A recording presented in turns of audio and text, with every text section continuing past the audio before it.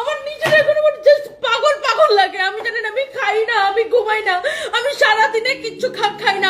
বুড়ো বয়সে তরুণী বিয়ে করা সেই শাহাদাত হোসাইন আর নেই। কথিত নারী উদ্যোক্তা রোবাইয়াত ফাতিমা তনির স্বামী শাহাদাত হোসাইন মারা গেছেন। ইন্না লিল্লাহি ওয়া ইন্না ইলাইহি রাজিউন। তিনি ব্যাংককে চিকিৎসাধীন ছিলেন। সামাজিক যোগাযোগ মাধ্যমে খবরটি নিশ্চিত করেছেন তনি নিজেই। নিজের ফেসবুকে তিনি লিখেছেন, সে আর নাই। ব্যাংককে সময় রাত ৩টা ৩ মিনিটে আমাকে সারা জীবনের মতো একা করে চলে গেছে। মৃত্যুর আগে শাহাদাত তনিকে শেষ কোনো কথা বলে গেছেন কিনা জানা যায়নি। শাহাদাত হোসাইনের মৃত্যুতে অনেকে শোক প্রকাশ করেছেন, অনেকেই তনিকে সান্ত্বনা দিচ্ছেন।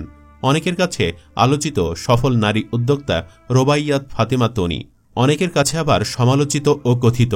কেননা শাহাদাত হোসাইনকে বিয়ে করে সমালোচনায় পড়তে হয়েছিল তাকে। সোশ্যাল মিডিয়ায় বিভিন্ন সময় বিভিন্নভাবে বুলিংয়ের শিকারও হয়েছেন।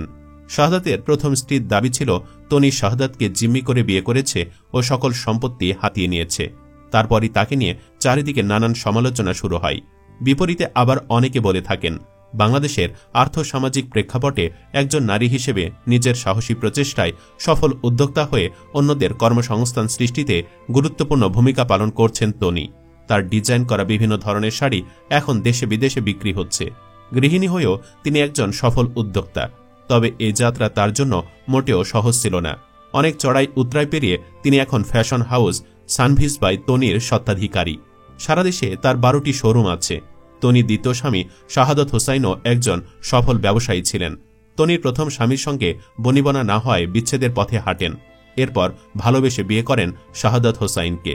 মাস কয়েক আগে গুরুতর অসুস্থ হন শাহাদাত হোসাইন। অবস্থা অবগতির দিকে গেলে ব্যাংকক নেওয়া হয় তাকে।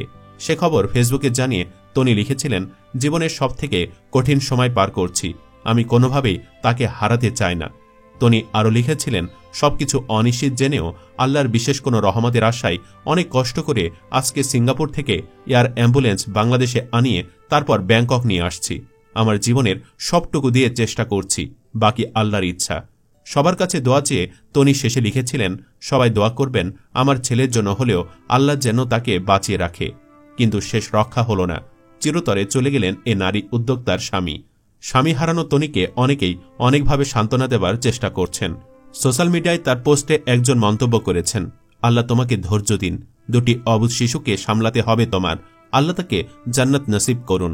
তিনি তোমার দুঃসময় পাশে ছিলেন ছায়া সঙ্গী হয়ে। তুমিও তার শেষ জীবনকাল ভরে রেখেছিলে মায়া মমতা আর ভালোবাসা দিয়ে। অনেক চেষ্টা করেছ, আল্লাহর ইচ্ছা তাই তিনি নিয়ে গেছেন। তোমার দুঃখ সইবার শক্তি দিন। রাকিব নামের একজন নেটিজেন লিখেছেন, ইন্না লিল্লাহি ওয়া ইন্না ইলাইহি রাজিউন। ধৈর্য ধরেন, আহারে বাচ্চাটার জন্য খুব খারাপ লাগতেছে। আপনাকে আসলে সান্ত্বনা দেওয়ার ভাষা আমাদের জানা নেই। আপনার জন্য শুভকামনা। আল্লাহ আপনাকে ধৈর্য ধারণ করার তৌফিক দান করুক। আরাবা নামের আরেকজনের মন্তব্য, আমরা দূর থেকে অনেকে অনেকভাবে মন্তব্য করি, কিন্তু মেয়েটি কিন্তু তার জায়গা থেকে সর্বোচ্চ চেষ্টা করছে প্রিয় মানুষটিকে বাঁচিয়ে রাখতে। আল্লাহ ওনাকে জান্নাতবাসী করুক আর তার সন্তান ও বাচ্চাদের ধৈর্য ধরার তৌফিক দান করুক।